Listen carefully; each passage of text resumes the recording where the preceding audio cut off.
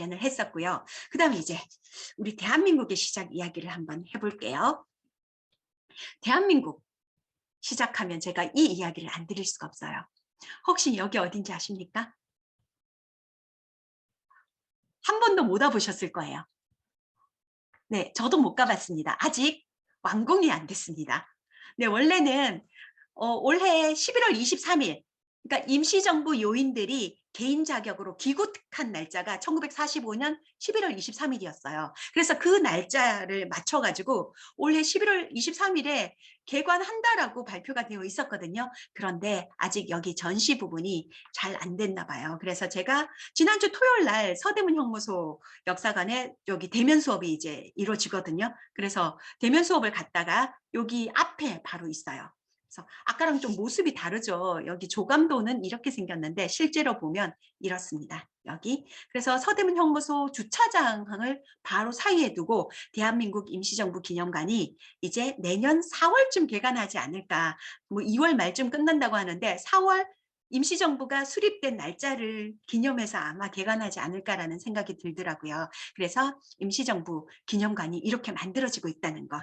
네, 말씀드리고 싶었어요. 자, 그러면 대한민국의 시작이 언제일까요? 대한민국. 지금 우리의 국호, 대한민국의 시작이 언제부터 대한민국이라고 했을까요? 대한민국이라는 우리나라 국호는요, 1919년 3월 1일 날 3.1 운동이 있었죠. 그리고 나서 이제 우리나라 정부의 필요성을 느끼고 그리고 이제 독립운동을 하나로 모아서 할 독립정부를 만들었는데 그때가 바로 1919년 4월 10일 밤 10시부터요. 그 다음날 아침 10시까지 12시간 동안 밤새 마라톤 회의를 했다고 해요. 이때 중국 상하이 프랑스 조계지에서 일본의 간섭을 받지 않는 프랑스 조계지에서 초대 의원 29인이 모여서 임시의정원 첫 회의가 열렸습니다. 임시의정원 혹시 들어보셨나요? 임시의정원? 임시정부는 들어보셨는데 임시의정원은 조금 낯설 수도 있는데요. 임시의정원은 지금의 국회랑 똑같은 역할이에요.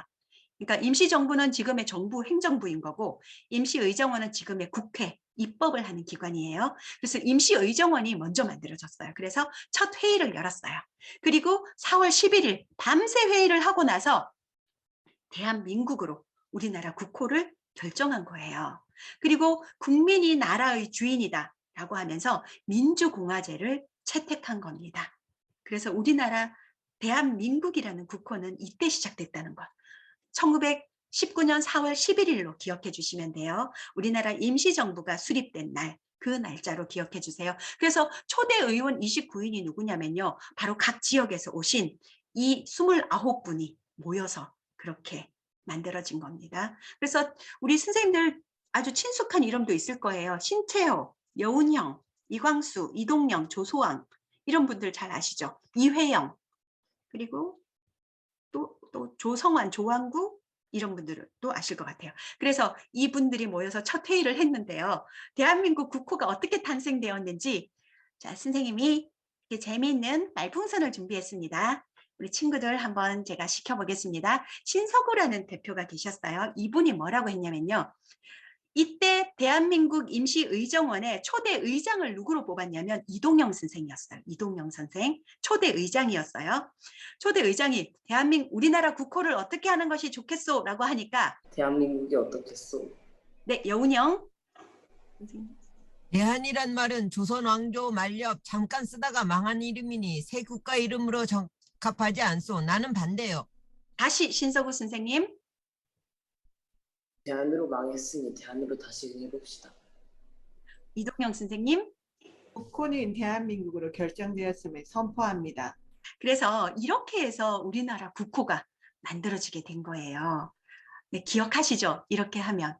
그래서 처음에는 이렇게 됐죠. 대한민국이 어떻겠소라고 하니까 다른 의견들도 막 나왔어요. 무슨 조선 이런 말도 나오고 고려 어쩌고도 나오고 여러 가지가 나왔거든요. 그런데 여운형이 이렇게 반대를 하니까 다시 신서구가 이렇게 대한으로 망했으니 대한제국으로 망했잖아요. 그러니까 대한민국으로 다시 흥해봅시다라고 한 거죠.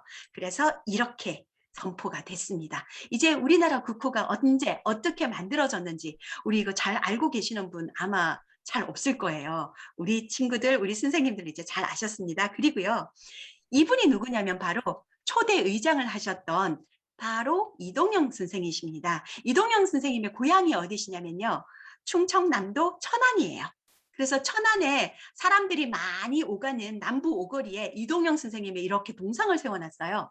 이동영 선생님의 동상을 세워놨는데 이동영 선생님이 여기 손에 뭔가를 들고 있죠. 이게 뭘까요? 이게 뭘까요? 손에 뭔가를 들고 있죠. 이때 임시의정원에서 1919년 4월 10일 밤 10시부터 1919년 4월 11일 아침 10시까지 국호도 정하고요. 임시헌정도 정했습니다. 우리나라 법이요. 법도 정했거든요. 그래서 바로 이걸 들고 계셨던 거죠. 이게 바로 임시정부가 제정 공포한 대한민국 임시헌장이에요. 여기 1조에 보면 대한민국은 민주공화국으로 함.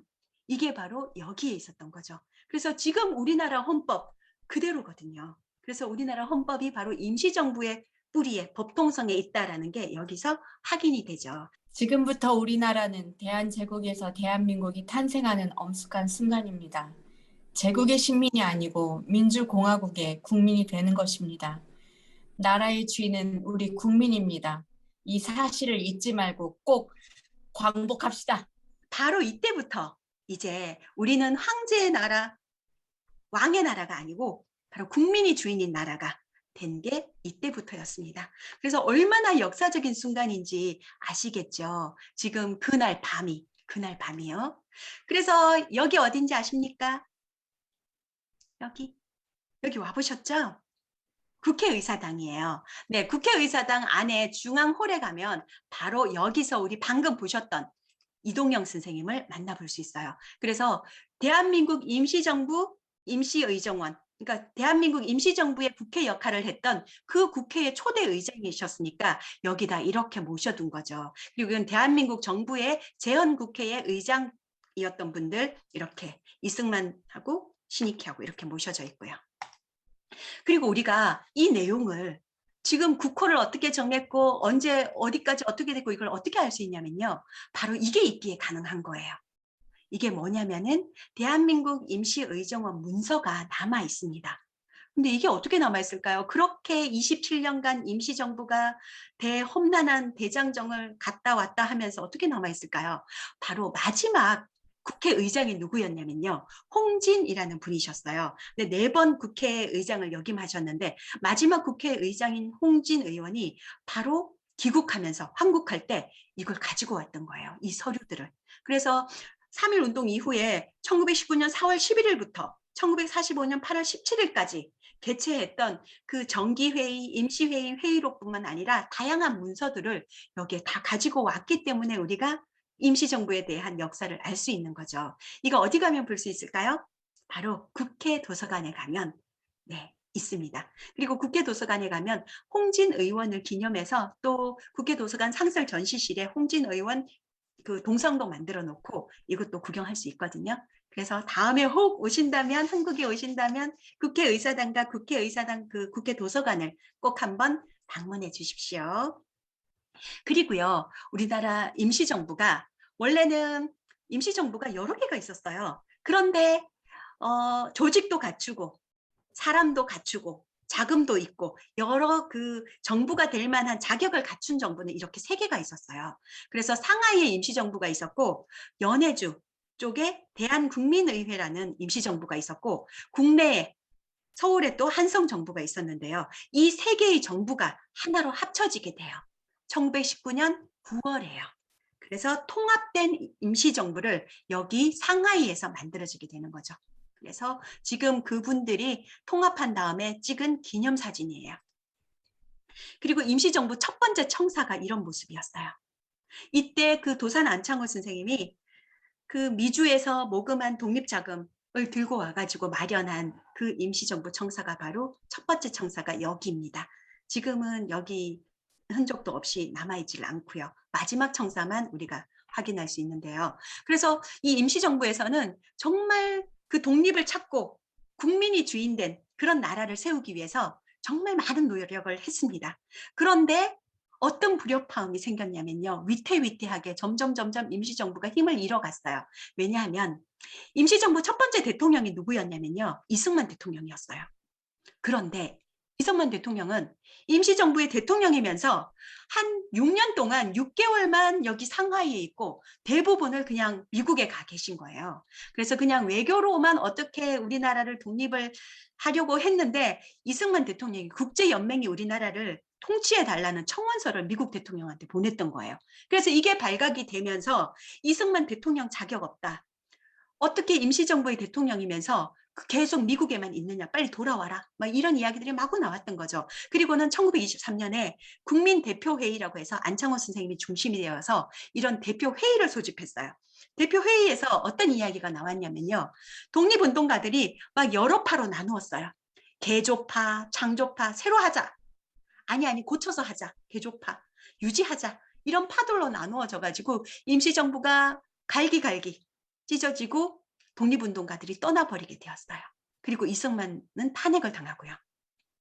그리고 나서 임시정부가 너무 이름만 임시정부지 별 그게 없었어요. 활동이 없었어요. 그러다 보니까 백범 김구 선생님이 안 되겠다. 뭔가 충격적인 요법을 써야 되겠다라고 하면서 바로 무장투쟁, 의열투쟁을 준비하신 게 바로 1931년 한인애국단을 만든 거예요. 그리고 1932년에 이봉창, 윤봉길 의거가 여기 도쿄에서 여기 상하이에서 있게 되죠. 그래서 한인애국단에 이 두 분의 의거가 있고 나서 임시정부가 전 세계에 알려지면서 힘을 얻게 되는 기회가 되었어요. 여기가 바로 상하이의 훈커우 공원이에요. 훈커우 공원에서 이제 윤봉길 의사가 폭탄을 던졌죠. 그런데 이날 많은 분들이 다 어떻게 연통을 해가지고 괜찮았는데 안창호 선생님이 이날 안타깝게도 잡히셨어요.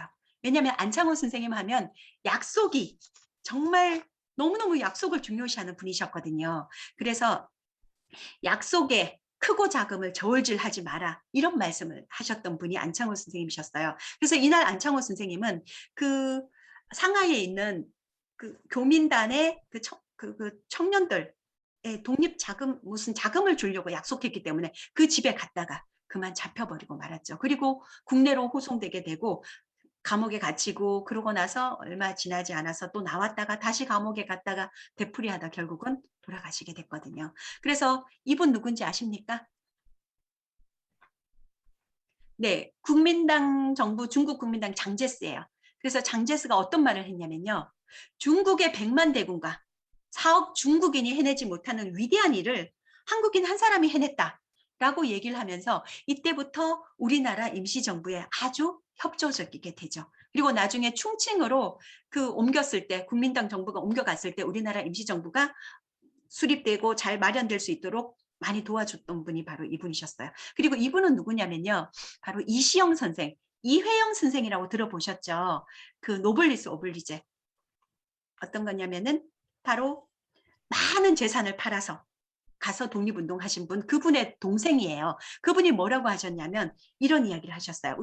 대한민국 임시정부라는 아이가 물에 빠져 익사 직전인데 윤봉길이라는 청년이 이 아이를 구해냈고 이 아이가 자라나서 광복을 맞이한 것이다. 네, 감사합니다. 이렇게 이시영 선생은 윤봉길 의거를 임시정부가 익사 직전인데 구해냈고 그 아이가 자라서 우리가 광복을 맞이했다라고 표현을 했습니다. 그래서 임시정부가 처음에 이렇게 상하이에 있었죠. 상하이에 있던 시기는 1919년부터 32년까지였어요.